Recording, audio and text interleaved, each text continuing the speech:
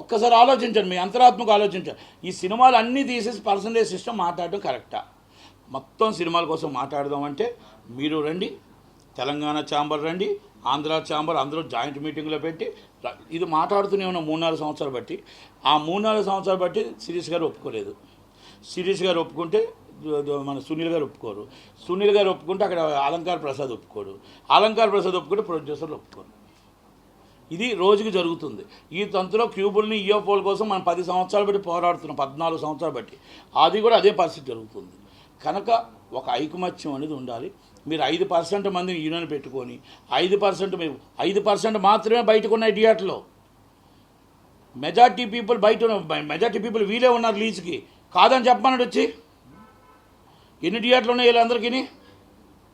కనుక అది కూడా మీరు ఈ విధంగా బయటకు తీసుకొచ్చి మొత్తం ఇండస్ట్రీనే మూసేసినట్టు, ఇండస్ట్రీ ఏదో చేసినట్టు. ఇప్పుడు సోషల్ మీడియా కూడా కొంచెం ఖాళీగా ఉంది, ఎందుకంటే ఎలక్షన్ అయిపోయింది కాబట్టి కొంచెం ఖాళీగా ఉంది. కాబట్టి సోషల్ మీడియాలో మొత్తం టోటల్ సినిమా వాళ్ళంటే కొంచెం హైప్ ఉంది కాబట్టి కొడుతూనే ఉన్నారు. ఓకే, నేను మంచిదైతే మీరు కొట్టండి, తప్పలేదు. కానీ దీంట్లో ఎక్కడైనా న్యాయం ఉందా, ఎక్కడ అన్యాయం ఉందా ఒక్కసారి ఆలోచించండి. ఆలోచించి నిర్ణయం తీసుకోండి. నేను అది కనుక ఇది 100% తెలంగాణ ఛాంబర్ ఖండించింది, ఏపీ ఛాంబర్ ఖండించింది, ప్రొడ్యూసర్ కౌన్సిల్ కూడా ఖండించింది. అందుకనే మీకు ఎన్నిటికి మూల కారణం ఎఫ్డీసీఏ, ఎన్నిటికి వాడిది ఎఫ్డీసీఏ. నేను మళ్ళీ వెనక్కి తీసుకొని ముందు తీసుకొచ్చినా మనకు ఒక ఇంట్లో తండ్రి లేకపోతే ఎలాగో, తల్లి లేకపోతే ఎలాగో మన పరిస్థితి అలాగే ఉంది. ఇప్పుడు ఎఫ్డీసీ లేకపోతే మాకు ఆంధ్రప్రదేశ్కి ఒక ఎఫ్డీసీ నాయకుడు ఉన్నాడు, ఆయనే పొసాని కృష్ణమురళి గారు. ఉదయం లెగిస్తే తిట్టడమే ఆయన ధ్యేయం. కాకపోతే మమ్మల్ని తిట్టాడు, ఆయన ఎవరిని తిడతాడు ఆయనకు తెలియదు.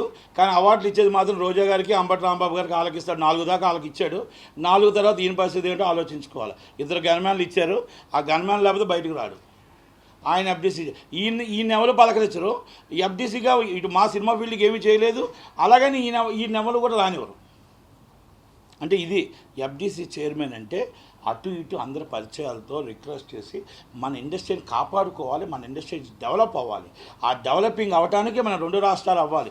రేపు జూన్ 4 తర్వాత ఎఫ్డీసీ చైర్మన్గా సినీ ఇండస్ట్రీకి సంబంధించిన ఏపీలో సినీ ఇండస్ట్రీకి సంబంధించిన వ్యక్తులే వస్తున్నారు.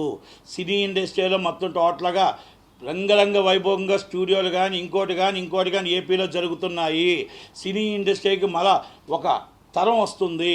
కనుక సినిమా ఇండస్ట్రీకి సంబంధించిన వాళ్ళు ఎఫ్డీసీ చైర్మన్ ఉంటారు. ఇది లోకేష్ గారు, చంద్రబాబు నాయుడు గారు, పవన్ కళ్యాణ్ గారు మాట ఇచ్చారు. ఆ మాట ప్రకారం వాళ్ళు నిలబెట్టుకుంటారు. Thank you very much.